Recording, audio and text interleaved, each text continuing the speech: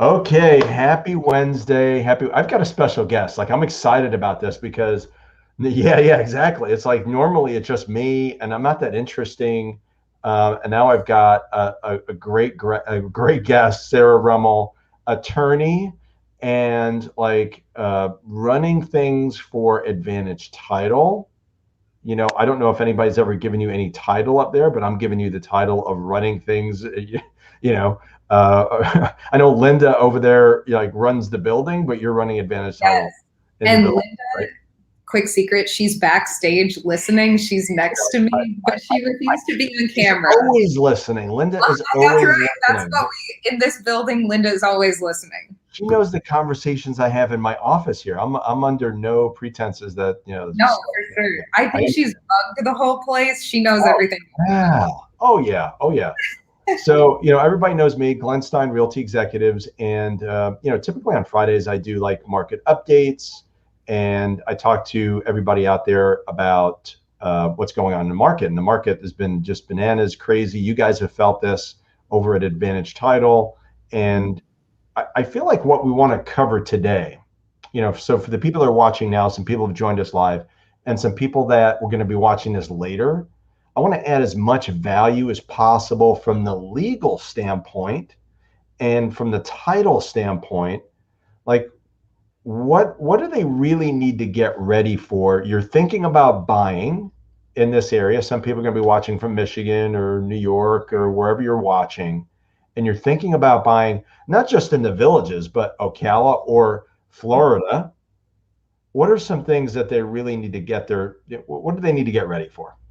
So I feel like a lot of people think that title is really mysterious. They just they say, I'm going to sign this contract and I'm going to work with this realtor and then we're going to be at closing and I'm going to be done. But there's this whole huge process in the middle that a lot of people don't understand the steps to. And we have been lately with the bananas market, we have been seeing a lot of, I don't want to say mistakes, but just people not quite being prepared because they don't know what to expect. So maybe the first thing, let's start with the contract, because as a buyer, you're going to submit this offer and you're like, please, seller, this is my offer. This is the best I got. I hope you take it. Especially today, right? Like people like, please, Absolutely. please, please take it. Yes. Yes. So, one of the most important things that on the title side for a buyer and a seller to understand is title just follows your instructions. We're just the middleman, and our instructions come from the contract. We don't get to interpret it. We don't get to put our spin on it. We have to take exactly what the realtors, or in a lot of our cases, the for sale by owners, the contract that they prepare is exactly what we have to follow. So maybe even the most important thing are the first two lines, which have seller's name and buyer's name. And a lot of people don't think about how they want to take title. And then we get to the closing table and they say, hold on a minute. We didn't want to take title as husband and wife. We want to take title in our trust. But by then, we're at the closing table. Right. That's not something that we can just go ahead and change. A lot of it depends on, have we seen the trust? Has your lender seen the trust? If you don't have a lender, then it's a lot simpler to do. But when you have a lender involved, these are things that you really have to consider before you're sitting at the closing table and signing documents and getting them notarized. All right. So a couple of things to unwrap here. So the first thing is understand how you're going to take title. Be thinking about that before you put in an offer. So that way the realtor can actually put on the buyer side, okay, this is how they're going to hold title. It'll be Mr. and Mrs. Smith, right? Mm-hmm. Have that set up. And wait, I got to tell the story. Like, first of all this got started like 24 hours ago. So I've Yeah. known Sarah for a while, for many years now, but she's literally above me. She's like on the third floor. I'm on the second floor, and she's walking down. I'm walking up, and Sarah says, I can't believe this happened. This is in the stairwell 24 hours ago. And she's like, you know what? We need to let people know what's going on. Mm-hmm. So one of the things we were talking about is, okay, yeah, that's an issue. Like, first of all, don't wait until the last minute, Mm-hmm. right? Be clear about how you want to hold title and make sure that's in the offer and hence the contract. And then also we talked about like, assignability. Like, okay, let's say you don't think about it because you're excited about your home. You could also put, make it assignable, right? That's one of the. And I think that a lot of people who are excited and they just make the offer and then they kind of forget about it until closing. And then they say, "Oh, shoot, we didn't think about that." But I think that one of the things that an attorney-owned title company especially can help people with is people who aren't attorneys can't tell you, they can't explain to you why you want to take title a certain way because that's legal advice. So because I'm a lawyer, I'm allowed to talk to people, sometimes even at the closing table when we're in the middle of a closing and I see one spouse taking title in their name without the second spouse. And they just think, oh, well, no big deal. I'm the only one who's going to be on the note, so I'm the only one who's going to be on the deed, and that's okay. And that is okay. That works for a lot of people. But there are certain consequences. What's the problem with that? Give us an example why that's a problem. So the problem with that, first of all, just specific to the villages, you're going to have to pay extra for that non-owning spouse to get a village ID. That's the least of our worries, though. So maybe the highest priority is for a lot of people, is to avoid probate. And when you have one spouse's name on the deed without the other one, there's no joint owner, there's nobody else, it's just the one spouse. If that spouse passes away, now the surviving spouse has to hire an attorney, go in front of a judge, get an order from a judge saying that they own the house. And that is expensive. As an attorney, I'm allowed to say that's really expensive because that's where I make fees. I have clients who go to probate all the time to get a house in their name. And that's something that could have been done on the front end and saved them a lot of grief and time and money just to be able to say, this is my house, when they could have done that through the contract and closing. So simply making sure that your spouse is on title, even though the other spouse may not be on the note if there's a mortgage. Right. And that's fine too. Lenders work with that all the time. They'll just have the non-borrowing spouse sign the mortgage and say, if my spouse doesn't make his payments, you can take away my house. That's all you do when you're signing the mortgage in that case. Right. But I do find a lot of people frustrated with title when they find out later that, oh my gosh, my name is the only one on the deed. I didn't understand that. I didn't get that on the front end before I closed, and now I'm in this predicament. But that's something that a deed can fix.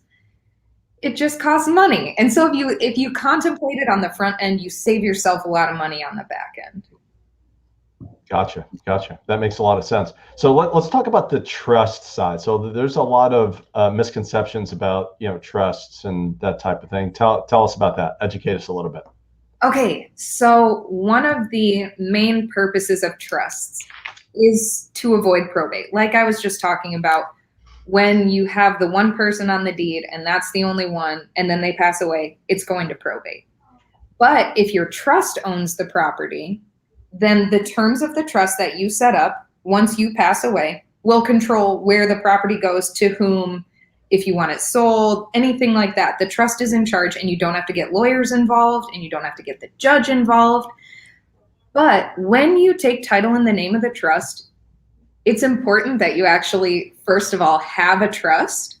Some people I have seen, which is crazy, they say, well, I'm going to get the trust made after I close, but I'm going to take title in the name of the trust before I have the trust. But then you can't do that. Please, nobody do that. Don't do that. If you have done that, we'll rectify it. But please don't do that. You have to actually have the trust to take title. And then what's also important is that you make sure inside of your trust that there are powers to you as the settlor or as the trustee. The settlor is the person who sets the trust up. So the settlor or the trustee, or sometimes both, have the power to buy property, sell property, mortgage it, lease it. There are a lot of powers that if they're not specifically in the trust, and let's say your trust owns your property, and our underwriter who controls how we pass title, and they say, we need to see the trust. If there's not a power in there that says you can sell this property, you're going to have a hard time selling that property, because the underwriter is going to say, yeah, we can't give you title insurance on that. This transfer can't happen. So I would say maybe the most important thing to do if you're buying or selling using the name of a trust is to have the original trust document and take it over to whichever title company you're using and say, here it is, have whoever review it that needs to review it. In our case, that's usually myself. And we make sure that the necessary language is in there, that it's signed, dated, witnessed, and notarized. And then we say, okay, thumbs up, we got this, we're good to go. But by the way, for everybody that's watching, if you have some comments or you have questions, by the way, put that in the chat section. That'd be fabulous. After the fact, for the folks who are going to be watching this later, because we are live right at the moment, it's what, 3:50 Eastern. So if you are watching this after the fact, which I know there's going to be a bunch of people that will be, just ask some questions or put your comments in there too, and I'll somehow find Sarah upstairs to answer any questions if I can't answer it myself, right? I know where to find you. You can't hide. So, well, look, we know that the market has been crazy, right? Like you're in charge of the the Villages branch of Advantage Title, and we know it's been bananas. But what are you seeing right now? Well, tell us how bananas it's been for you. I've been talking about how it's been. Tell us about that. This is how bananas it is. I am an attorney, and I have been doing full-time closings, no law at all, since February. I got pulled off of every single case that I was on because they said, you're the friendliest attorney, you need to be doing these closings. So I said, okay, fine. And at first it was only going to be for 2 weeks until things calmed down. And then it was only going to be until the end of April until things calmed down.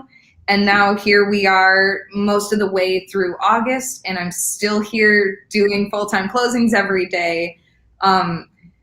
I like it. It's fun. I get to talk to a lot of people and see a lot of crazy stuff, but the market is just wild. I'm not sure what the inventory level is right now, but I know a few months ago, the Villages, from what I've heard, normally carries somewhere around 400 houses just, as inventory, just what's on the market, and there were only 40 available. So that tells you how much buying and selling there has been going on. It's a lot. And all the title companies around here, us included, we're all just really busy. And it's hard to accommodate people who say, I want to close in a week. And I'm like, yes, closing in a week would be great. That's not doable. Last year that was possible with cash, right?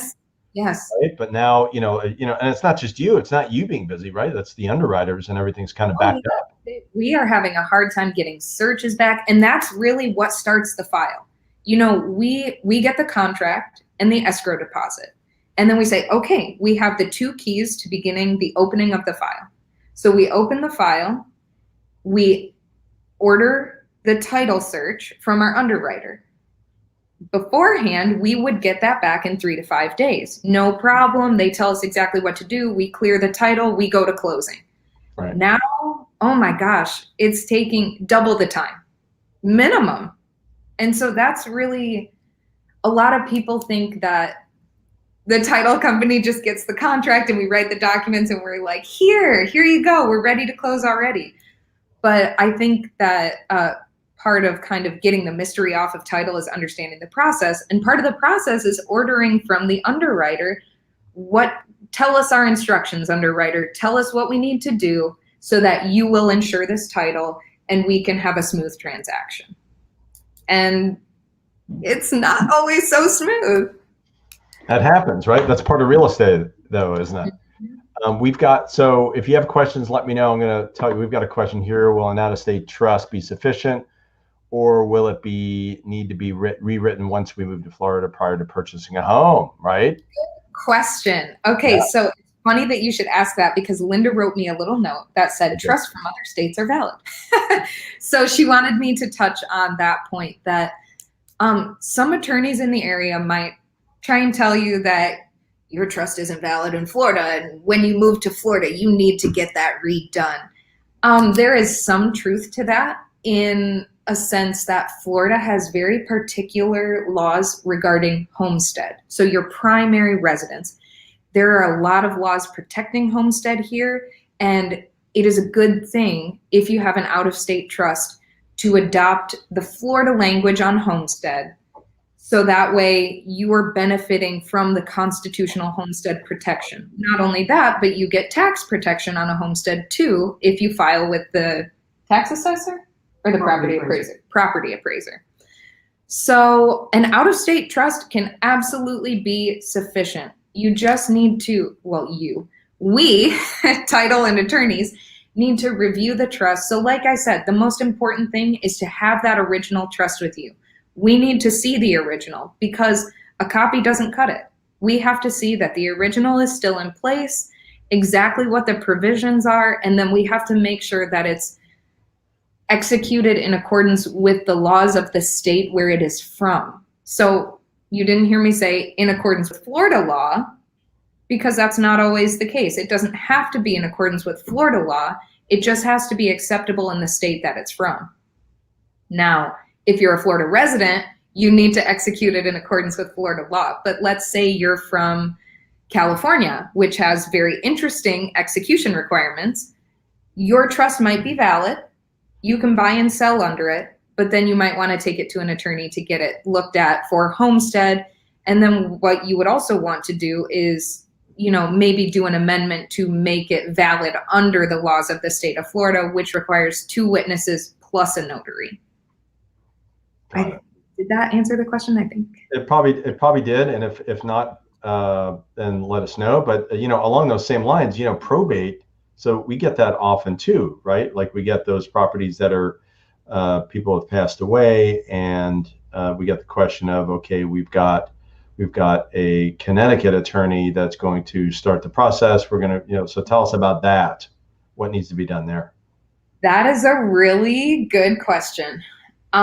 So step 1 is figuring out where the person who passed away was a resident.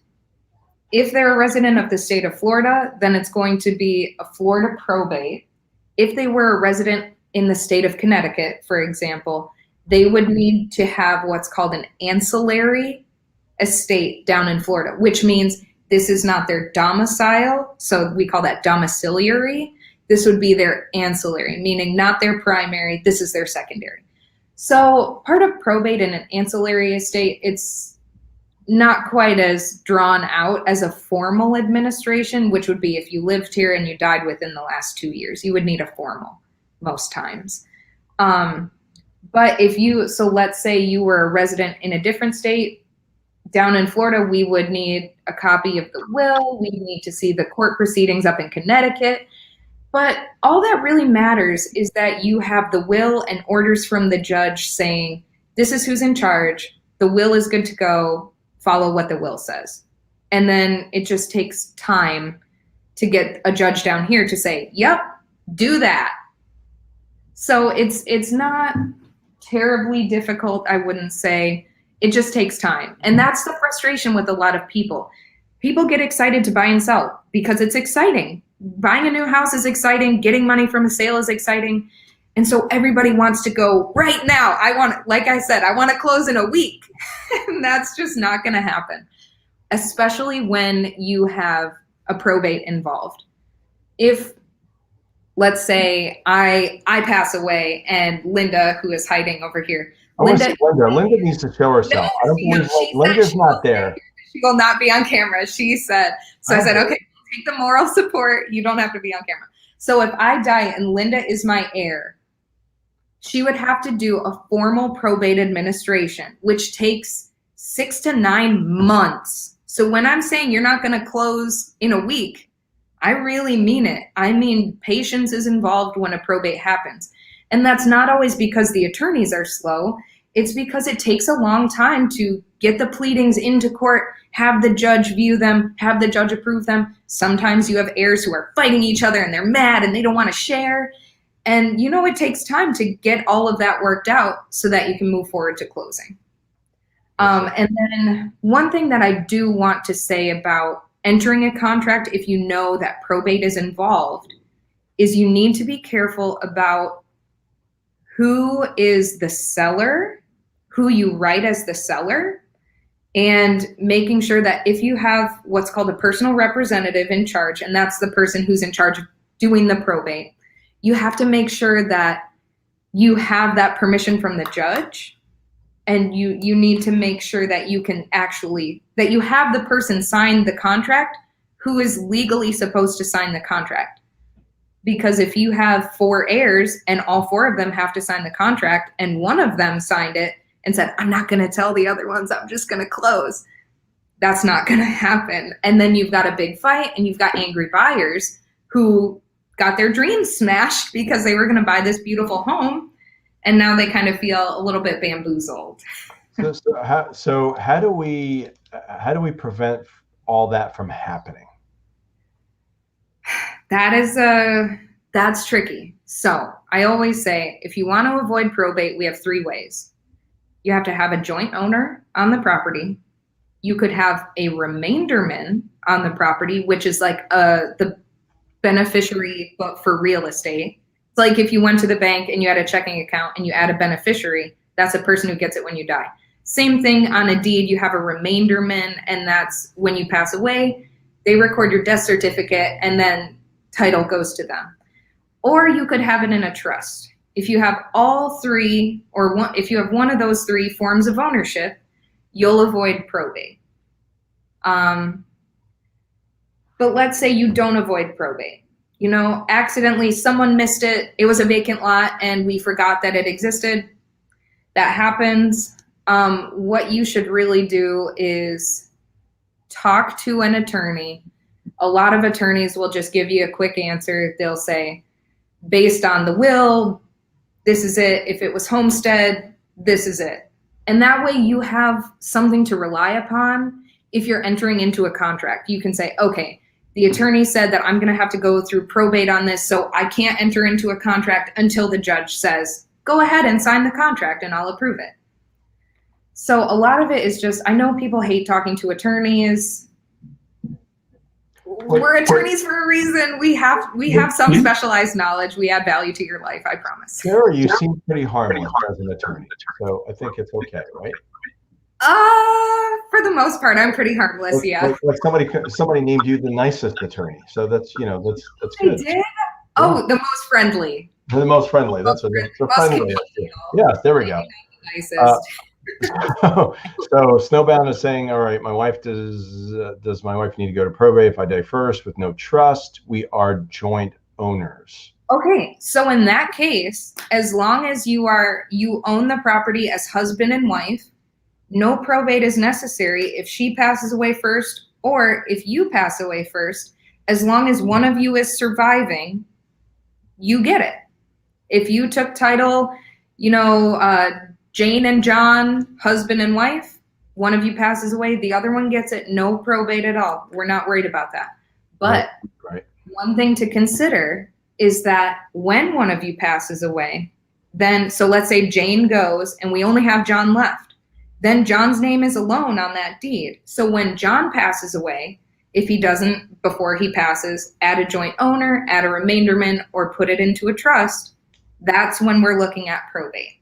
And on top of it, correct me if I'm wrong, John, if he wanted to sell the property while he was still alive, would need a death certificate, wouldn't he not? So yes, it would. John could, when Jane passed away, John could be proactive and he could go ahead and record Jane's death certificate into the public record. Cost $10. You just go to the clerk of the court and say, I need to record this. They say, okay, no problem. We'll record it. $10, please. If he got it recorded prior to closing, then it's already done. The underwriter can see it in the public record. They wouldn't require him to do it again. If he had not done it yet, it's something title can take care of at closing. We would ask him to bring it with him to closing. We would send it to be recorded with the warranty deed, and if there was a mortgage, with the mortgage. And that's how title would transfer in that case. Got it. Glenn Stein Realty Executives here. Obviously, if you want to check out our website for the latest properties, we're giving you the latest updates on this channel. We've got super attorney Sarah Rummel, also Advantage Title Queen. She's running things on the title side. So if you have some questions about the legal side of real estate or title, now is a great time to do that, or put in your comments or in the chat section later on.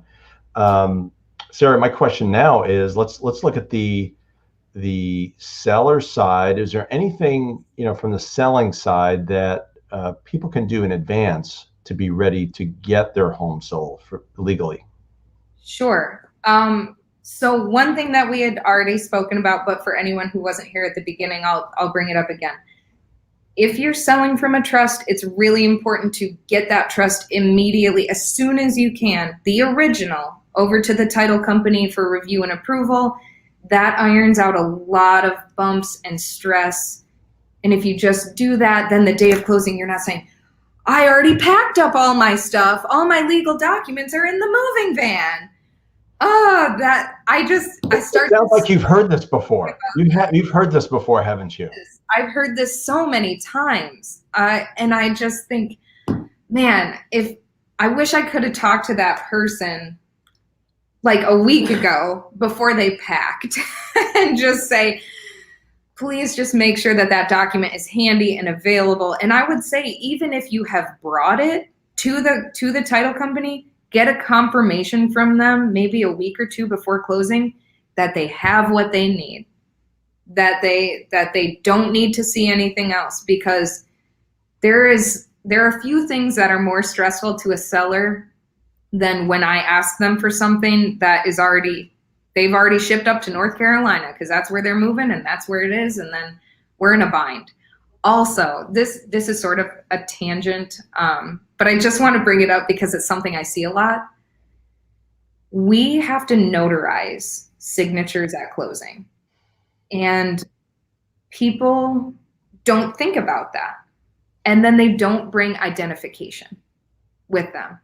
So, I mean, just this week, I did a closing where my seller did not bring necessary driver's license, and then we had to wait while she found it in the moving stuff. And it took a while, and we did close. It didn't stop us from closing, but it is something that you can do to reduce stress. Make sure you have a driver's license. Make sure that it's valid, or a state identification card. That's fine too. Yes. Just make sure it's valid and that a notary can look at it, make a copy of it, stamp their thing down, and you get your money. Well, especially a seller, you're expecting money. We got to make sure that you are who you say you are, right? Like, you don't want to deliver money to the wrong person. That's right. And so that was a really good segue, because the next thing I want to bring up for sellers is to understand how you want to take your proceeds. If you want a check, great, no problem. We can issue you a check. It'll take a couple of days to clear, but hey, I love paper in my hand that I can take over to the bank. If you want a wire, that is something that you need to plan for before you're at the closing table. There are a number of times where I ask the seller, I go through the settlement statement, I get to the net amount going to the seller, and I say, I see that you want this in the form of a wire. Did you bring those instructions? No. I say, okay, well, I can't give you your money until I have instructions about where to send it. So that's really something that we face a lot, and people sometimes will do deposit slips. What I recommend is go onto your financial institution's website. They will or should have a page that says, these are our wiring instructions. If you just print that page out, put your name, address, and account number, I hand it over to Linda, my wire queen, who's off the screen here. She will love you and she will thank you. That's the easiest thing that a seller can do. Let me see on my list if there's anything. Yeah, look over your list. I got a couple of questions here too. Yes. So Hot Job is asking, not resale, but if purchased a new home, we're talking new construction, do you still recommend title insurance for a purchase of a new home in the Villages? And by the way, that could be Villages or anywhere, by the way. I mean, obviously I have to say yes, because I work at a title company. Typically when you're purchasing from the Villages, it's not usually an issue, is it? The Villages especially, because they are tight. They have it together. They've got a well-oiled machine down here that's working. I can't even bring myself to say that title insurance is not critical. I always advise title insurance. Yeah, you never know. You really don't. We just had it happen where somebody was hesitant about getting title insurance, and this was not a sale, this was not new construction, but they were hesitant about getting title insurance, and then they needed it. And and everyone expects that they don't need it. I'm just paying for this policy and I'm never going to use it and I'm just wasting money on this. No way. This saved this person like tens of thousands of dollars. And you're not talking about new construction in the villages. No, I'm not. Construction is about that. But, the title, it's never an issue until it's an issue, isn't it? Right. And then you wish you could have it. So I would say, I always suggest getting title insurance because I'm risk averse. Just as a human, I don't like to take chances. I just don't. Well, and by the way, Sarah, the other thing is that like in many markets, people are over leveraging where they might be going FHA or VA, nothing down, but a lot of these homes are actually being paid for in cash, and you're accepting all the responsibility. That's right. Yeah, absolutely. I just can't say you don't need title insurance. Do I think that it is less critical when you're getting a new construction, especially from the villages?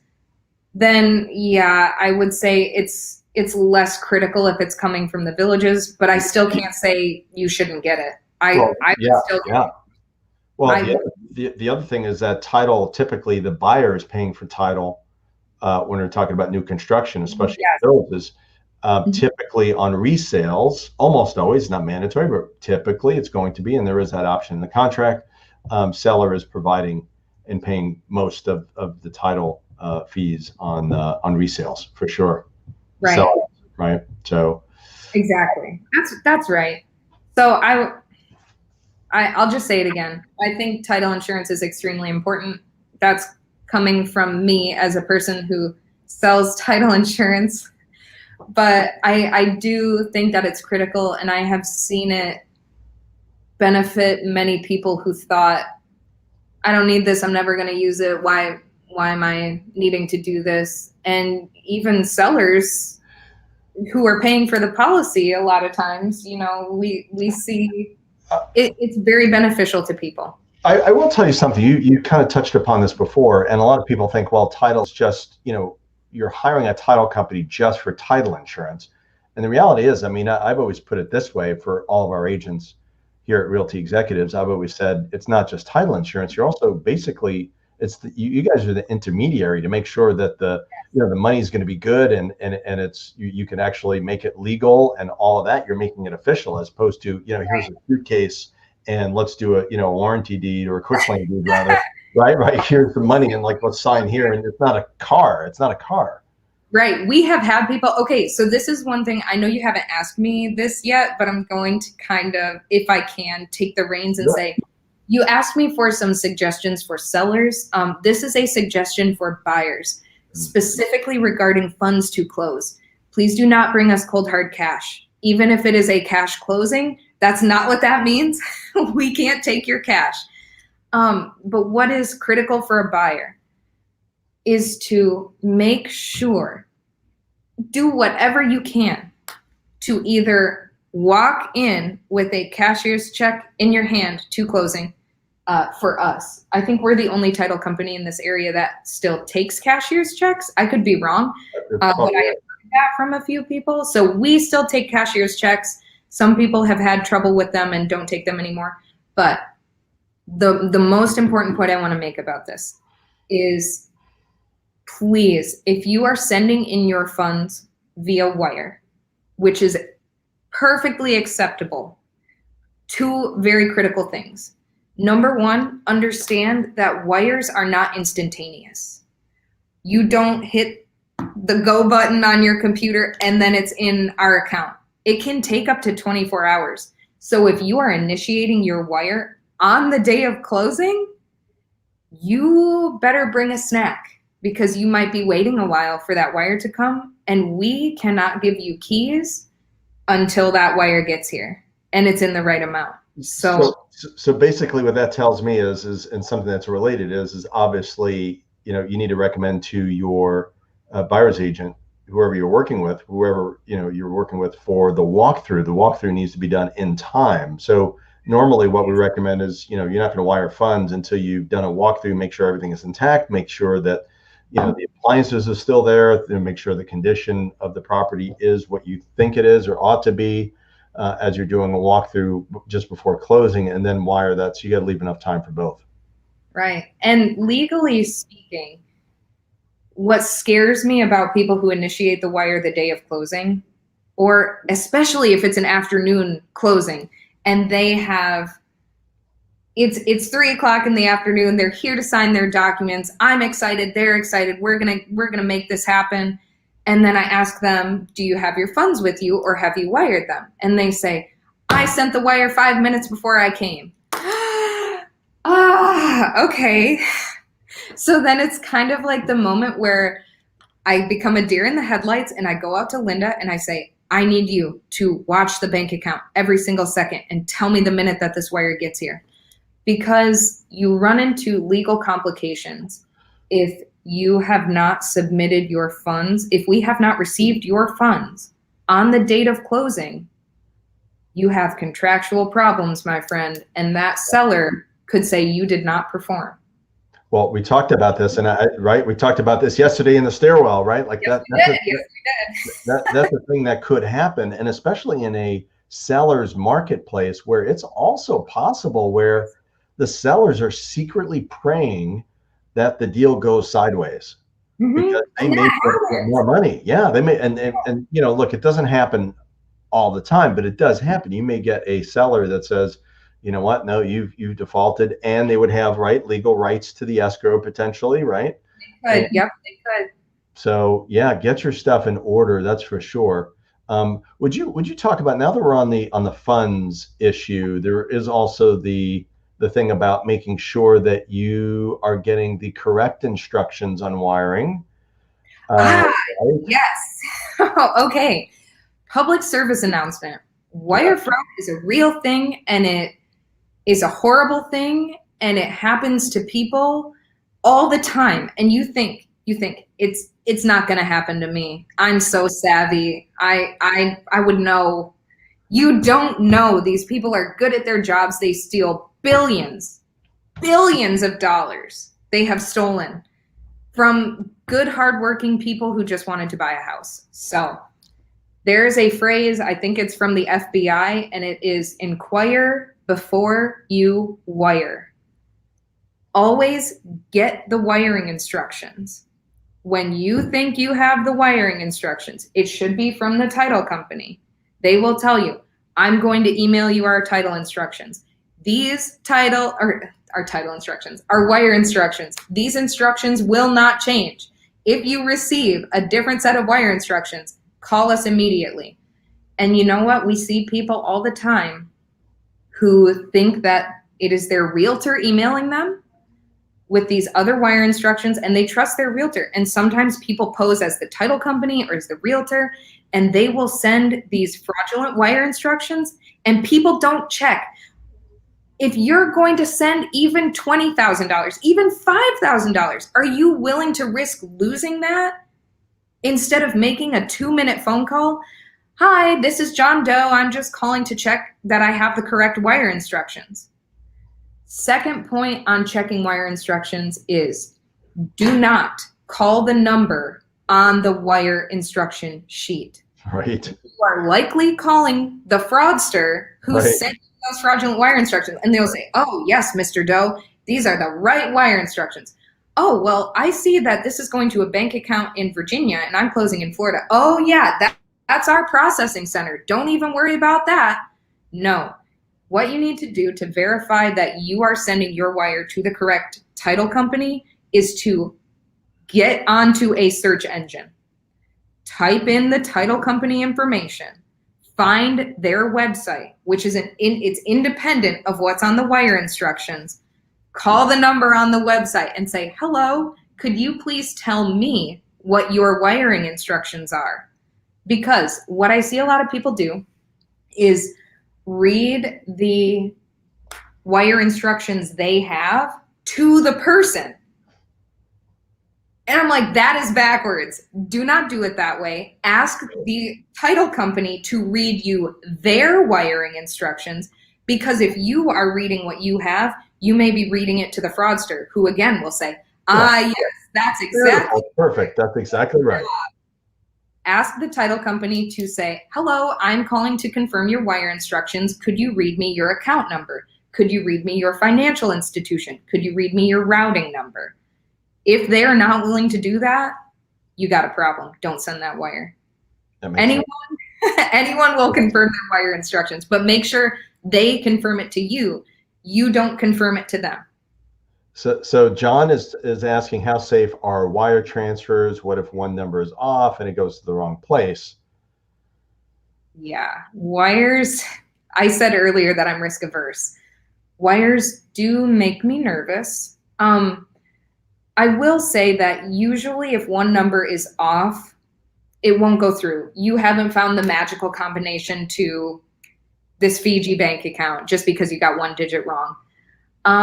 That being said, they are safe, provided, again, that you have the correct wire instructions. It can take time to get there, and if you type in something wrong, it'll usually bounce back to your account. It's not going to sit in the ether for 5 years, and you're just going to wonder, where did my $100,000 go? Yeah, but it can take up to 24 hours even to bounce back to you. Typically, they don't take that long. The way that wires work, to my limited understanding, is that you initiate the wire transfer, or the title company initiates the wire transfer. When it goes to the Fed, the government. They review it. It's part of their anti-terrorism funding requirements, I think. Don't quote me on that, but I think. And then once they have reviewed it, they will push it the rest of the way. Now, one of the reasons that wires take so long is that I believe, again, this is limited knowledge, that the Fed takes them in batches and approves them in batches. So if yours is the first in the batch, you're going to be waiting for the batch to fill up until they push them all through. If yours is the last, it might go right away. Some banks also batch wireless. And some banks, so let's say you have a small local out-of-state bank. Let's say you're moving from like Bar Harbor, Maine, and you use the Bar Harbor Credit Union, and they might only send one batch of wires per day. You know, unlike Bank of America, who is smaller, doing wires all the time. Yeah, we've had issues with smaller banks, and by the way, along those lines, if you're going to be here locally, and your bank is out of the market, it's going to be a little bit tougher. A lot of these smaller banks want to see you in person to initiate that wire. Mm-hmm. That's right. And right? Yes. Oh, and it is terrifying. It happens a lot. I had a person from New Jersey who had a New Jersey small bank and was here for closing, and she had a heck of a time getting that wire transfer because she wasn't there in person. And fortunately, she was able to resolve it, and we did close. One more thing I want to say that's tricky about wires is sometimes your financial institution will take out their wire fee from what you tell them to send. That means that if you told them to send $42,000 to close, they might send me $41,975, and now you haven't brought all your money to closing. And $25 might not seem like a lot, and in the grand scheme of things, it's really not a lot, but you have rules that you have to comply with, and we can't, it's hard when somebody says, well, I've got cash right here, and I'm like, I can't take cash. I wish I could. Here's a suitcase. You need to take my cash. And I can't take cash. So everyone watching, we cannot take cash. So here's the thing. What's interesting, we need to say this, by the way, because it sounds like, oh my gosh, this is happening all the time. People's monies are being missing all the time. It rarely happens, number one. Correct. But when it does happen, it's like when somebody does get defrauded of their money, it's a massive deal. So if it happens one out of probably 10,000 cases, which is probably what the numbers are, it's still a problem. Like one time is too many. So it rarely happens. Most of our deals on our side, real estate side, realty executive side, and I'm sure on your side, Sarah, on the abandoned title side, really everything normally runs a little bit pretty smooth. Yeah. And although there will be some things, I think most of the problems that we tend to see are going to be, repairs or condition issues, which you see, right? Like, and you can't do anything about. You're just hearing these people like really be upset about, oh, they left the carpet, it wasn't clean, or they said that this would be repaired and it didn't get repaired, so I'm not going to close. And you're just like, right? You're just like, Oh my gosh. you guys solve this, right? That happens a lot. And so Yeah. that's when we, as title, we don't get to say, you have to close. We just say, you don't have to close. It's up to you. But then we explain that there are legal consequences. Yeah. For both sides. Maybe you're the seller and you agreed to do certain repairs or have the roof replaced. So this is what we're seeing right now. Because there are so many shortages because of COVID and people couldn't produce things, there are roofing tile shortages. So maybe part of your contract was that you agreed to pay to get the roof redone as the seller. Yeah. And then you call every roofing company in the villages, and they all say, number one, we can't fit you in within the next month or 2 months even. Number two, we can't get the roofing tiles that you want.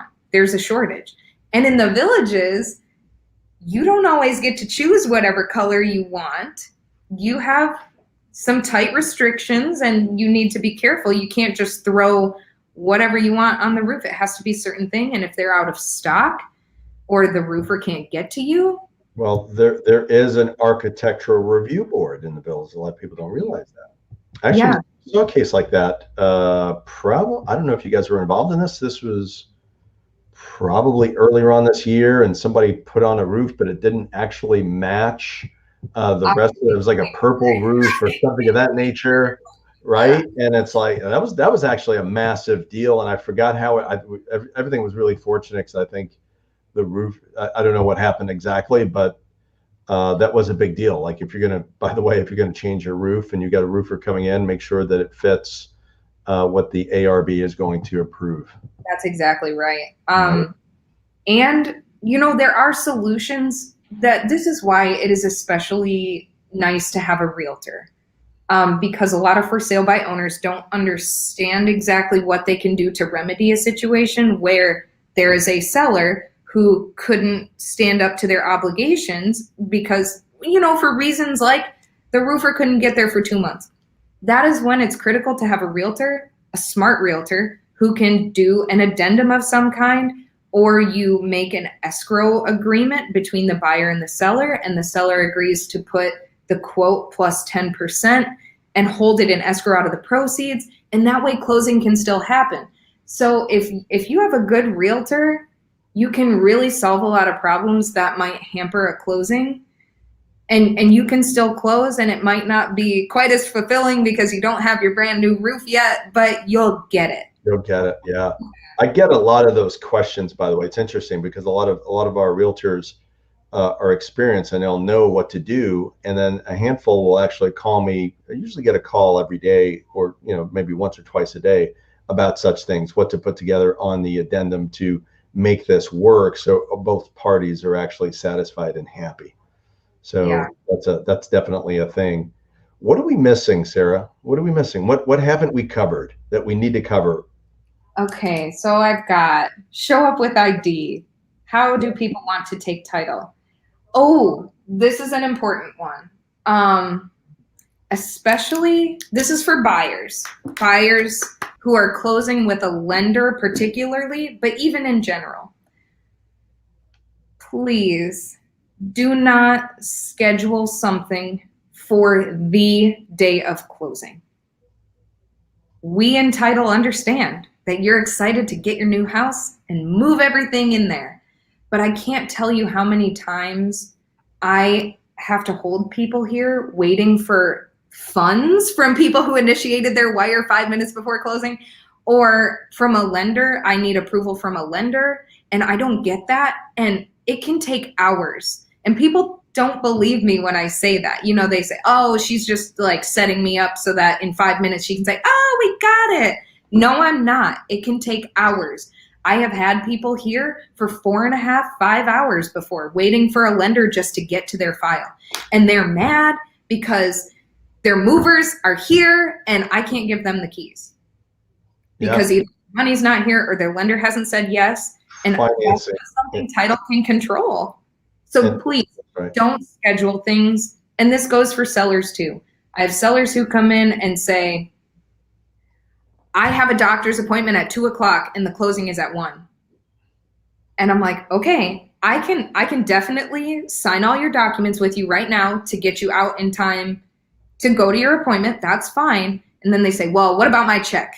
I'm like, well, I'm not a magician. I'm not a time traveler. We in title, we can only work under the constraints of lenders.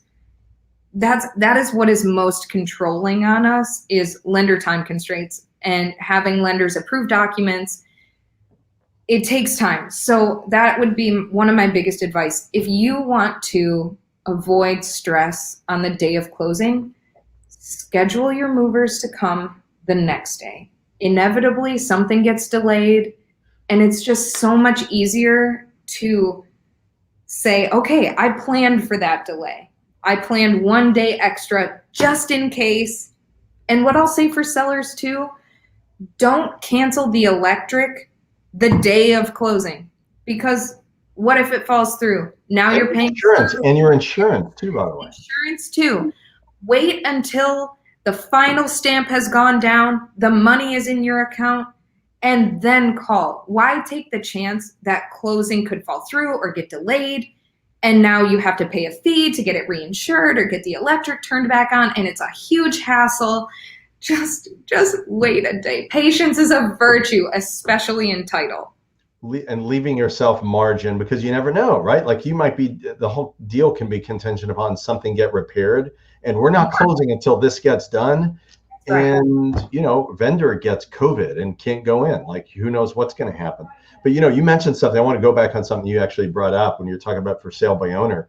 It's interesting. I've had this discussion with a lot of our realtors where the reason why we get paid is not necessarily to sell homes, but to be that buffer sometimes between buyer and seller, because there's conflicting personalities that if they got together, forget it. There's no way this home is going to get sold, and we've got to be in the middle. And if it wasn't for really solid realtors being in the middle, then the deal probably wouldn't happen. I'm seeing here, buying turnkey furnishings include hinder the closing in any way, and I can answer that. So typically, cash, it really doesn't matter. Title doesn't really care.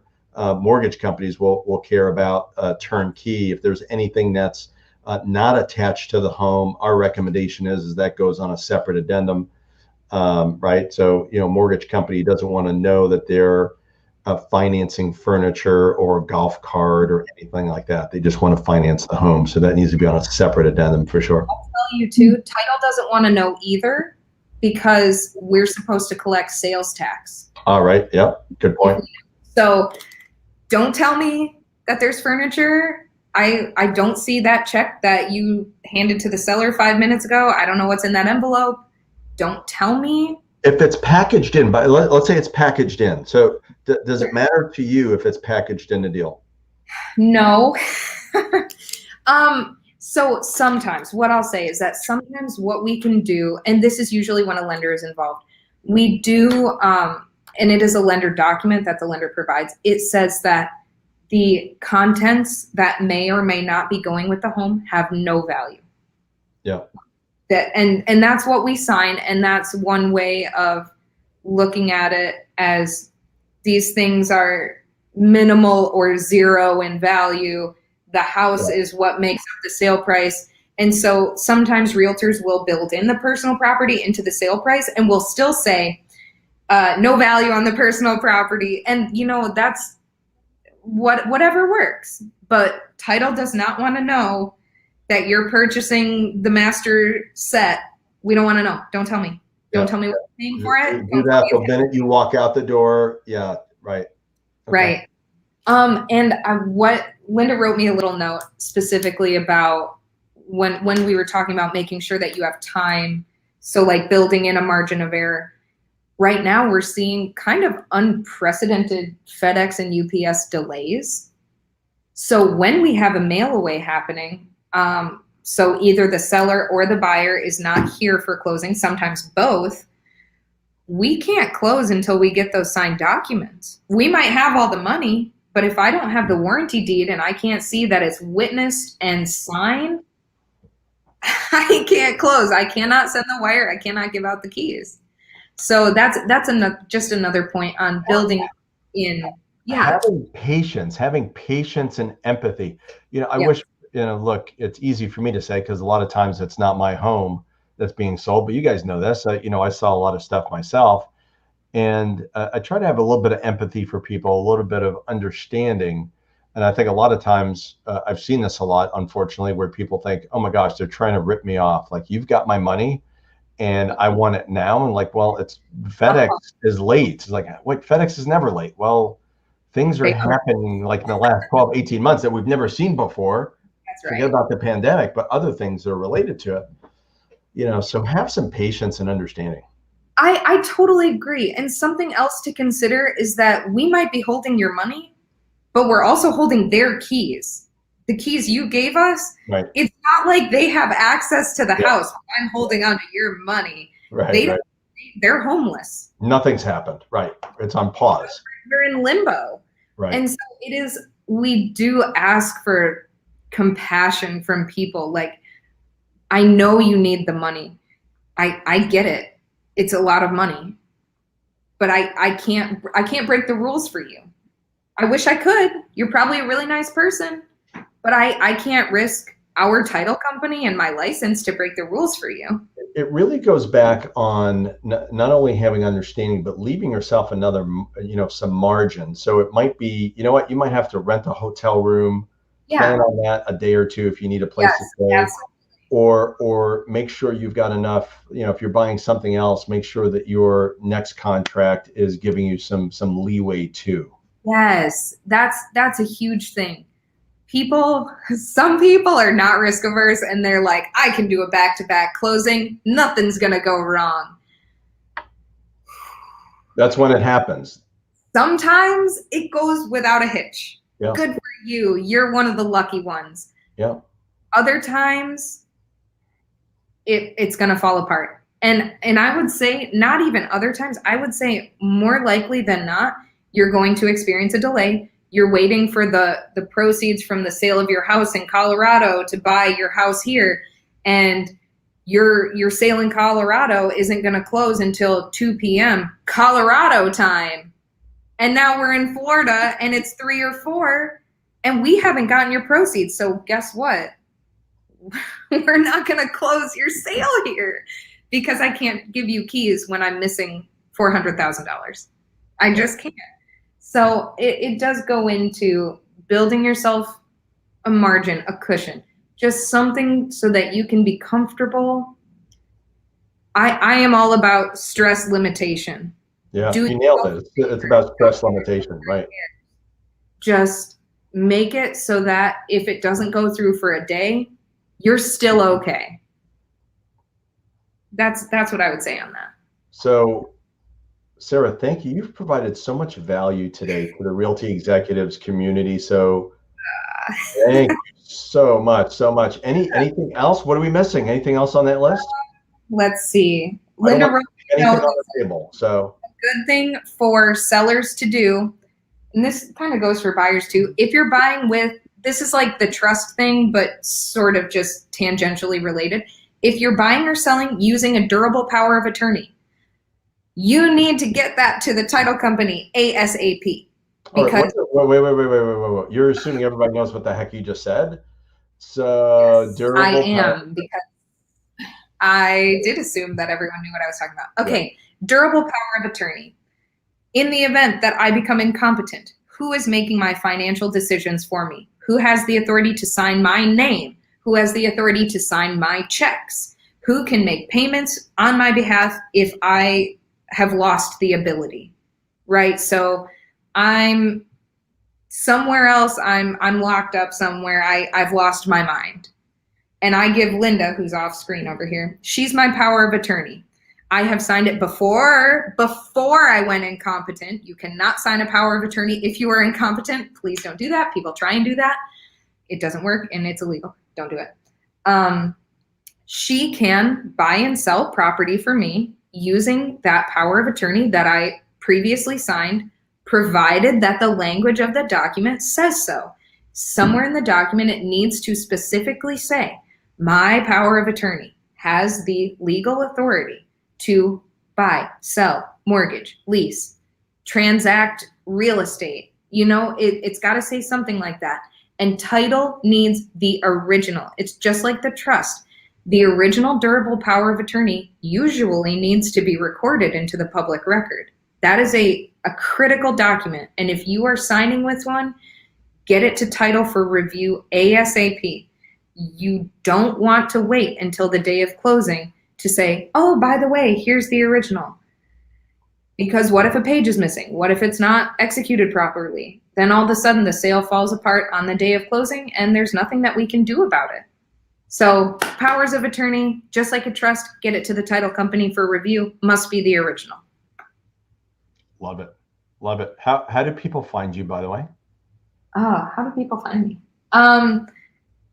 How do people find look, she's on the third floor. Yes, third floor of Liberty Plaza. We also have a website, dinaanddean.com. And you can always call the lovely Linda, who refuses to be on camera. She works our front desk. She's my probate paralegal. She will answer your phone. She'll answer your phone call. She'll be super friendly and efficient and full of information. The number is 352-430-1326 to get to Linda. And if you wanted to call our title company, it's the same number except 28 instead of 26. Love it. And we're around. We're just here doing title. I love it. Sarah, thank you so much. I appreciate it. Well done. Thanks for having me. I appreciate it.